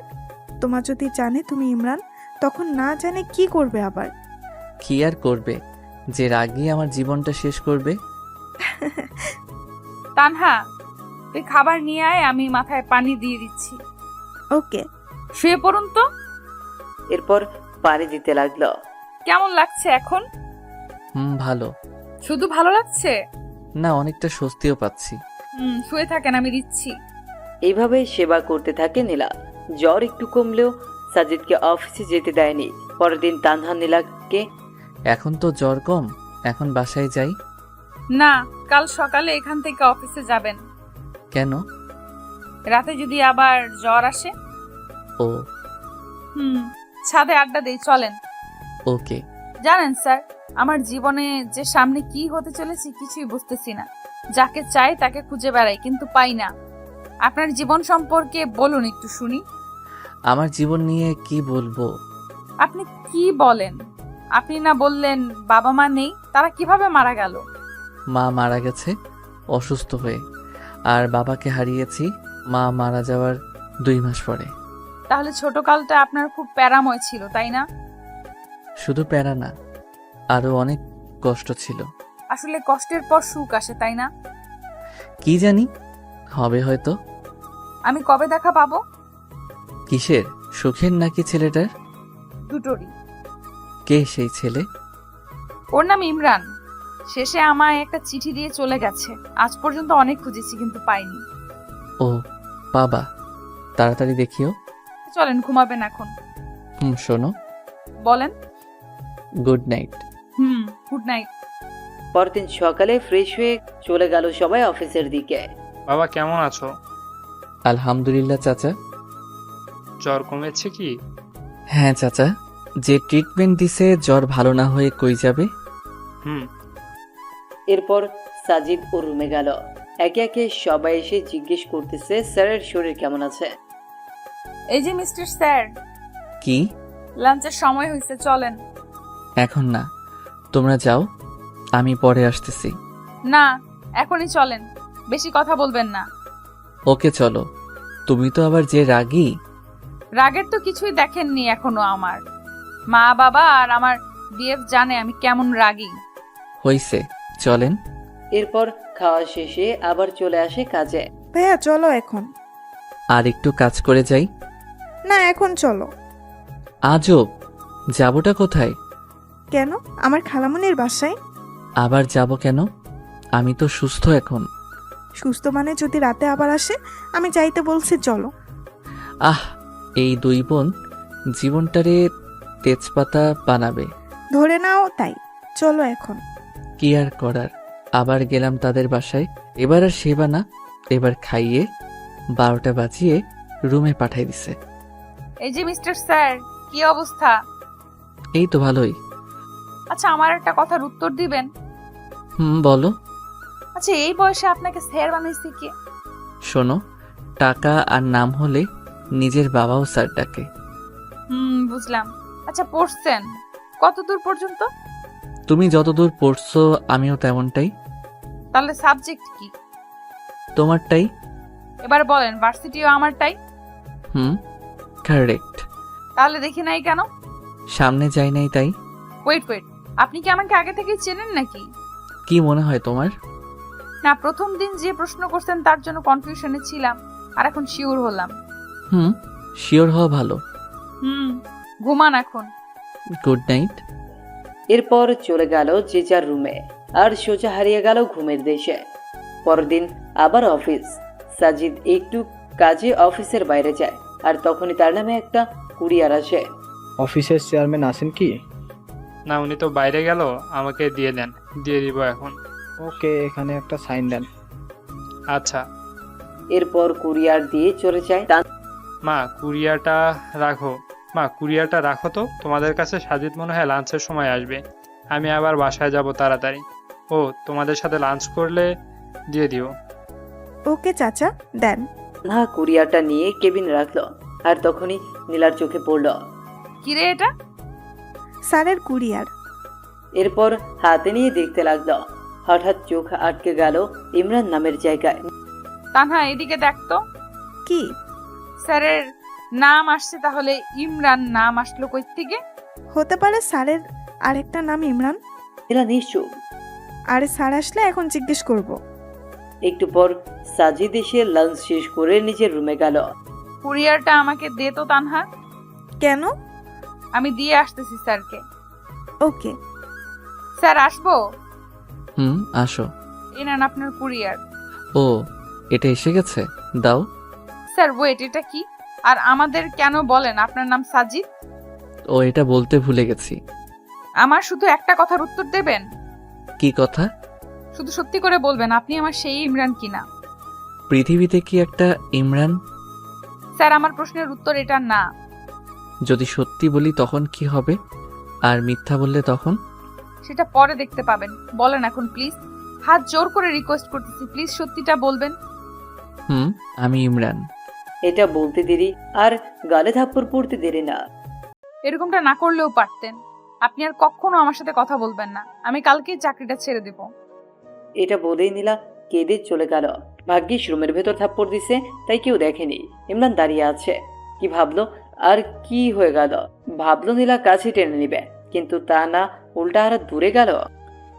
আমার না বলাটাই ভালো ছিল। ভাইয়া কি হয়েছে? নীলা এভাবে গেল কেন? সব বলে দিছি, বাকিটা তুমি বলিও। আর রাগ বেশি, তা তো জানোই। আস্তে আস্তে সব ঠিক হবে। আল্লাহ, কি যে ঠিক হবে তুমি ভালো জানো। যে মেয়েটা। নীলা বাসায় এসে দরজা লাগিয়ে শুরু করে দিল কান্না। এটা কষ্টের কান্না নাকি খুশির কান্না তা সে নিজেও জানে না। হতে পারে কষ্টের, আবার হতে পারে খুশির।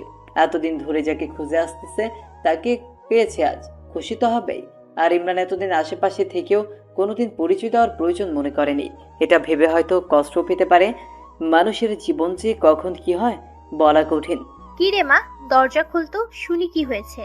আমাকে বলবি না তুই? তুই বলতি না আমি তোর বেস্ট ফ্রেন্ড, আর আজ আমাকে বলবি না? নীলা আর থাকতে না পেরে দরজা খুলে আবার কান্না শুরু করে দেয়। তবে এবার তার মাকে জড়িয়ে ধরে। আরে পাগলি মেয়ে, এরকম করে কেউ কাঁদে নাকি? কি হয়েছে সেটা তো বলবি। ইমরানকে পেয়েছি মা। কি? কোথায় সে? থাপ্পড় মেরে চলে এসেছি। ও মা, কেন? আমার সামনেই ছিল এত বছর, কিন্তু পরিচয় দেয়নি কখনো, তাই। দেখো দেখি মেয়ের কাণ্ড। তা কে সে যে তোর সামনে থেকেও পরিচয় লুকিয়েছে? আমার অফিসের বস কুত্তাটা আছে না, ওটাই হয়। ও মা গো, এতদিন সাজিদ নামে ছিল? আরে মা, ওইটা আমার ভার্সিটিতে আমার সাবজেক্টই ছিল, আমাকে চিনতো ভালো করে। আচ্ছা, তুই তাকে চিনলি না কেন? ও কি আর আগের ইমরান আছে মা? আগে চশমা পরতো, ঢিলে পোশাক পরতো, পায়ে জুতা কম দামি ছিল, চুলগুলো একদিকে রাখতো, তেল দিত চুলে। কিন্তু এখন সব তো চেঞ্জ, এমন ড্রেস পরে যা কল্পনার বাইরে। চশমাটাও নেই, জুতো তো কম দামি নেই, মুখের গঠনটাও চেঞ্জ করে ফেলছে গরুটা। বুঝলাম। তা এই জ্বরের মাঝে ছেলেটাকে থাপ্পড় মারা কি ঠিক হয়েছে? যদি জ্বর আসে আবার? আসলে আসবে। আমার একটা প্ল্যান আছে। কি প্ল্যান?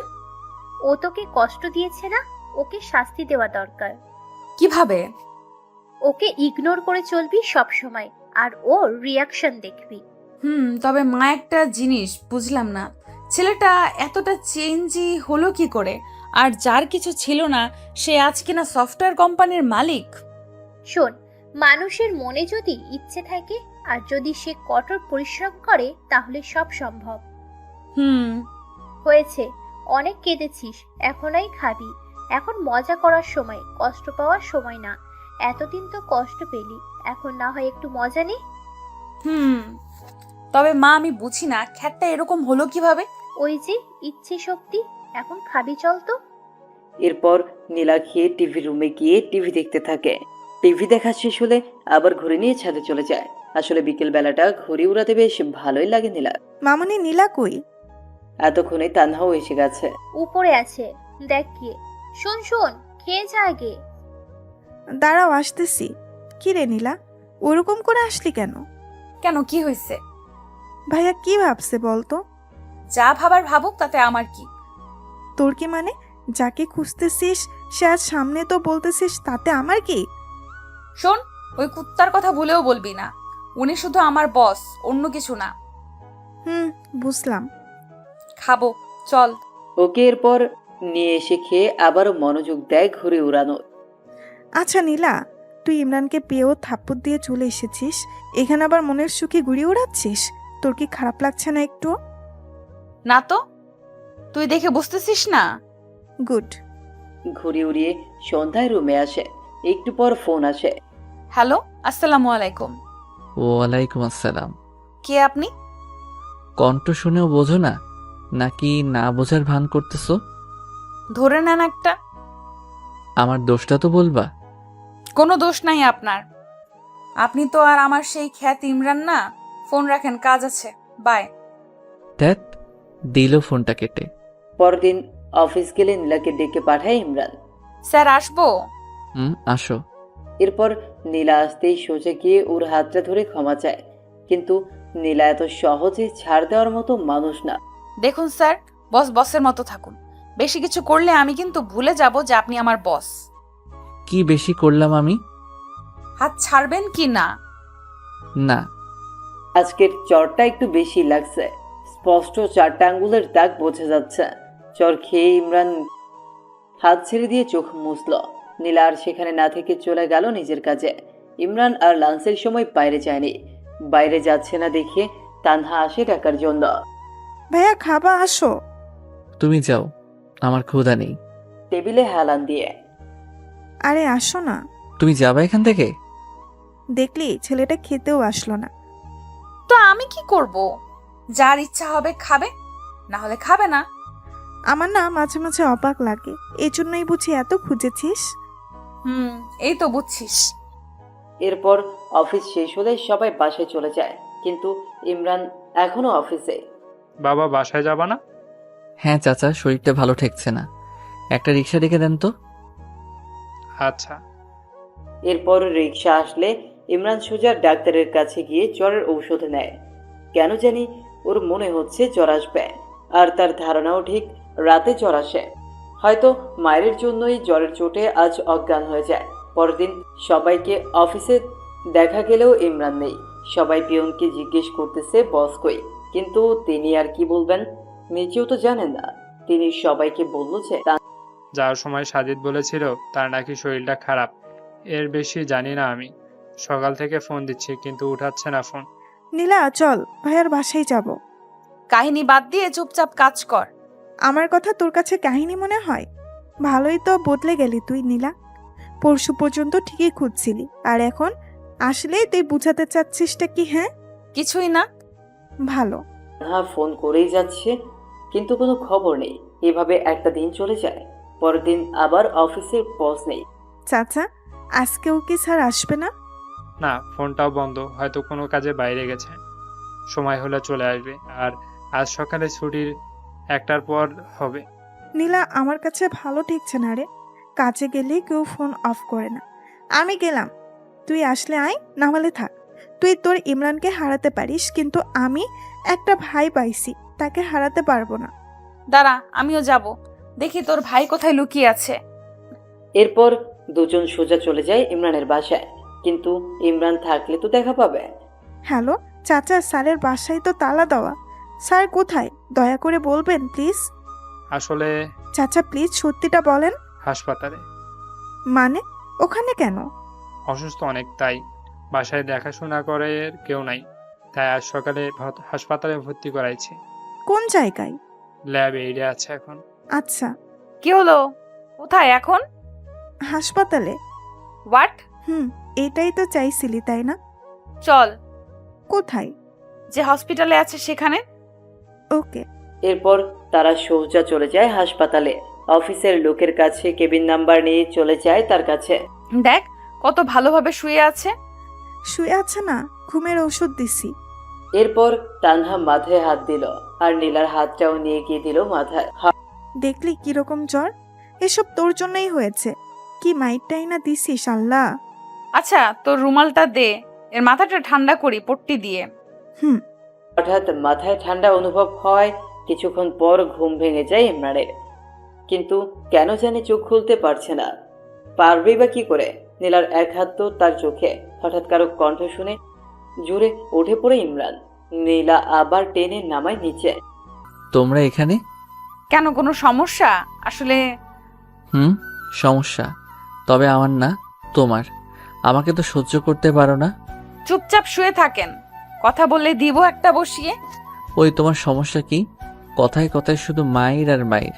তোমাকে এখানে কেউ আসতে বলছে কষ্ট করে? হ্যাঁ, আসলা কেন? তাও মগের মূল্য পাইছো। ইচ্ছা হলে মারবা, ইচ্ছা হলে চলে যাবা। তোমার হিসেবে আমি কি কষ্ট পাইনি 6 বছর? আরে তুমি তো বাবার হোটেলে ছিলা, বুঝবা কি? আমি হারে হারে বুঝেছি জীবনটা আসলে কি। প্রতিটা সময় গেছে এই সমাজের লোকদের সাথে যুদ্ধ করে নিজেকে তাদের সমতুল্য করে তুলতে। তারপরও তোমাকে ভুলিনি। মেয়েরা না ছেলেদের স্মার্টনেসকে ভালোবাসে, টাকা পয়সা ভালোবাসে, অন্য কিছু না। তোমার কি মনে হয় আমি এতদিনে প্রপোজাল পাইনি? আরে তোমার সামনেই তো তোমার বোন সেদিন প্রপোজ করছে, আর বাকিগুলো না হয় নাই বললাম। তারপরও কারোর সাথে প্রেমে জড়াইনি, কারণ একটাই, তোমাকে ভালোবাসি। প্রতিটা দিন কাছ থেকে না হলেও দূর থেকে দেখেছি। আমারও ইচ্ছা ছিল তোমার কাছে যাওয়া, কথা বলা, কিন্তু পারিনি।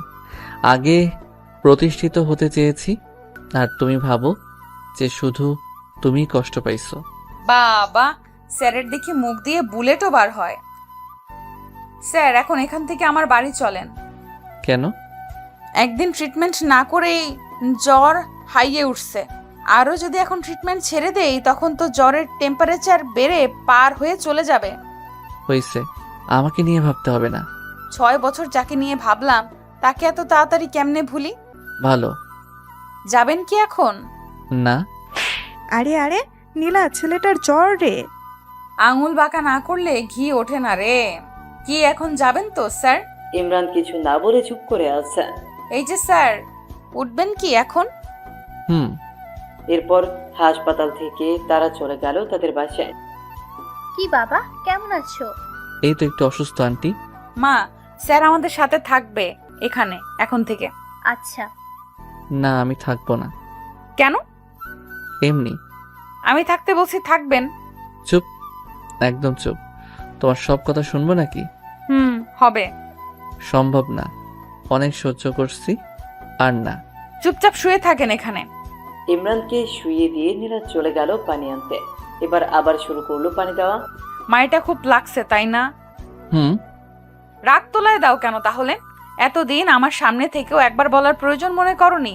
তুমি জানো তোমাকে খুঁজতে গিয়ে কত জনের কত কথা শুনতে হয়েছে, কত কষ্ট করতে হয়েছে। তোমার আশা তো ছেড়েই দিছি। আমি শুধু আল্লাহর কাছে বলছি, আল্লাহ প্লিজ একবার ইমরানের সাথে একটা বার দেখা করার সুযোগ দিও। আর কিচ্ছু চাই না। আমাকে বললে কি এমন ক্ষতি হতো তোমার, বলো? কিছুই না, আগে নিজেকে চেঞ্জ করতে চেয়েছি। তুমি তো বলেছো চুল না কাটলে, শার্ট জুতা না পাল্টালে তোমার সামনে না আসি, তাই আসি নাই। আমি রেগে বলছি জন্য তুইও সেটা মাইন্ডে নিবি কুত্তা? ওই কি তুই তুকারি করে গালি দিচ্ছ? আমি তোমার বস বলে যেও না। ওই শোন, তুই আমার ক্লাসমেট, ওকে? এটা তোর অফিস না, তো বস বস করবি না। আচ্ছা, নিজেকে এত সহজে পাল্টালেন কি করে? নীলা পট্টি দিতে লাগলো। প্রশ্ন করতেছে, সহজ? এর থেকে কঠিন কিছু নেই। যে ছেলে কাপড়ের মুখ দেখেনি, সেই ছেলেটা এইরকম কাপড় জুতা পরার জন্য দিনরাত এক করে কষ্ট করেছে। দিনে প্রাইভেট আর রাতে পার্ট টাইম জব। জানো, ভার্সিটি লাইফে শুধু ভাবতাম কোন দিন শুক্রবার আসবে আর কোন দিন আমি শান্তি মতো একটু ঘুমাবো, কারণ শুক্রবার ছাড়া অন্য কোনো দিন ঘুমানোর সময় পাইতাম না। তো পাল্টাতে কে বলেছে? আর কে বলছে এত কষ্ট করতে? কেউ বলেনি, শুধু খ্যাতনামটা নিজেকে খুব কষ্ট দিত। সামান্য কলেজে যতবার শুনেছি, না জানি এরকম থাকলে ভার্সিটিতে কতবার শুনতে হবে। এটা ভাবতেই শরীরটা শিউরে ওঠে। তাই চিন্তা করেছি, যদি চান্স পাই নিজেকে বদলাতে পারলে যাবই না ভার্সিটিতে। সব বুঝলাম। আর এই কোম্পানিটা, এটা কিভাবে সম্ভব? এটা এক বড় ভাইয়ের সহযোগিতাই করেছি। ও, এখন ঘুমান, আমি মাথায় তেল দিয়ে দেই। না থাক, লাগবে না। একটা কথা বলবো? হুম। এত বছর অনেক কষ্ট দিচ্ছেন, অনেক কাঁদাইছেন। প্লিজ হাত জোর করে বলি, আর কষ্ট দিয়েন না। একবার হারাইছি আপনাকে, আর হারাতে চাই না। প্লিজ যা করতে চাই করতে দেন। আর আমি রেগে গিয়ে কিছু বললে বা করলে সেটা মনে নিয়েন না। রেগে গিয়ে মারবা? আমি সহ্য করব নাকি? পরে আপনিও মারবেন, তাহলেই তো হয়। এখন যা করতে চাচ্ছি করতে দেন। ওকে। মানুষের জ্বর হলে মাথায় পট্টি দেওয়া, তেল দেওয়া মতো কেউ থাকলে আর কিছু লাগেই না। আর যাদের কেউ নেই তাদের অবস্থা আমার মতো। পুকুর পাড়ে বসে থাকা, মাঝে মাঝে বমি করার মতো অবস্থা হয়। একবার আমার জ্বর হয়েছিল, বমি করছিলাম যখন, তখন মা এসে আমার মাথার 2 সাইড চেপে ধরছিল। সত্যি এরকম ভালো যে জ্বরের মাঝে লাগে তা কখনো জানা ছিল না। থাক, ওসব না বলে গল্পে ফিরে। ইমরান তো বেশ মজাতেই আছে। সারাদিন মেয়ে পাশে সেবা করে যাচ্ছে, আর কষ্টে আছি আমি, কেউ নেই পাশে। নীলা মাথায় তেল দিয়ে দিতে দিতে ইমরান ঘুমিয়ে পড়ে, কিন্তু নীলা থেমে থাকে না। সে 11টায় বসেছে ইমরানের পাশে, বিকেল 3টে পর্যন্ত পাশেই বসে আছে। এর মধ্যে ইমরানের ঘুম ভেঙে যায়। তুমি এখনো এরকম করে দিচ্ছ? বললাম না একবার হারাইছি, আর হারাইতে পারবো না। যাও, এখন গোসল করে খাও। ওকে। নীলা গেলে আবার তানহা চলে আসে। ভাইয়া, কি অবস্থা এখন? ভালো লাগছে না কিছুই। কিছু খাবা ভাইয়া? না।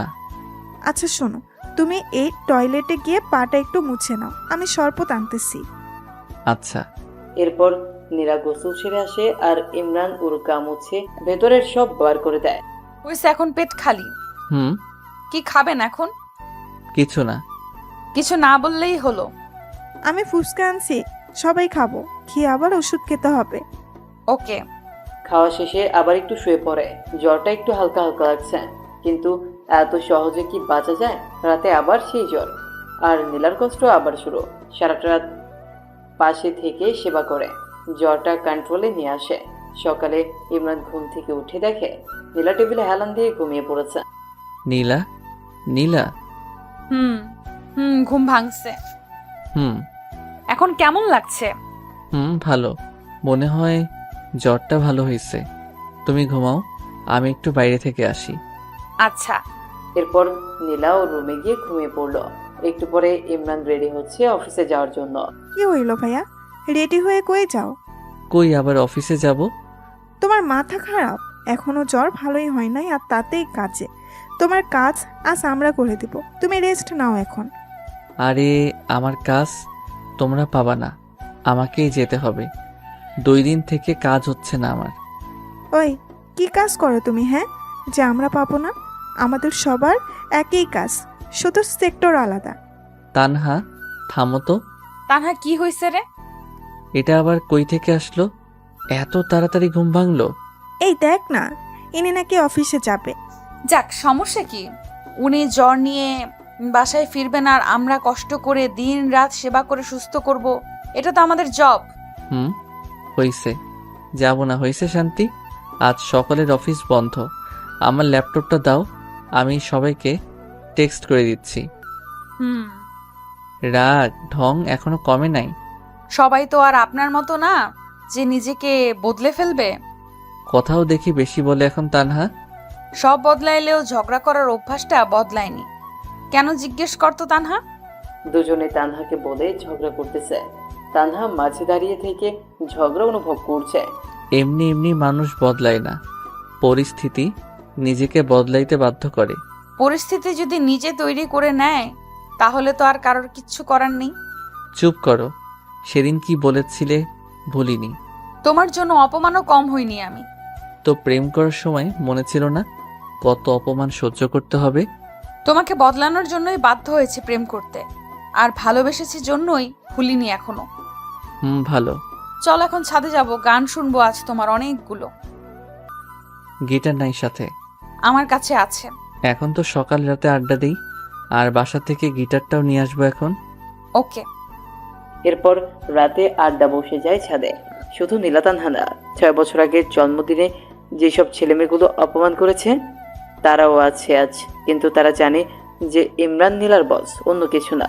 রাতে ইমরান বসে যায় গিটার নিয়ে, আর বাকিরা চারদিকে। ইমরান এবার শুরু করলো। গান শেষ করে ইমরান চোখ বন্ধ করে আছে। এদিকে নীলার চোখেও পানি এসে গেছে। উফ, সেই হয়েছে ভাইয়া, আরেকটা হবে। না আপু, একটু অসুস্থ আমি, আরেকদিন বলবো।